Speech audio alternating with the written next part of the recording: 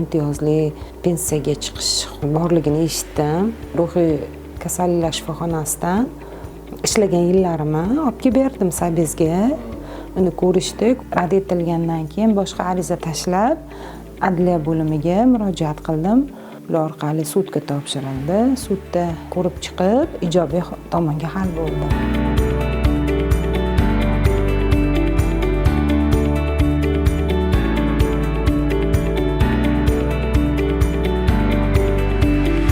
Dang'ara tuman adliya bo'limiga Pozilova Sharofatxon murojaat qilib, imtiyozli pensiyaga chiqishda amaliy yordam so'rab murojaat qildi.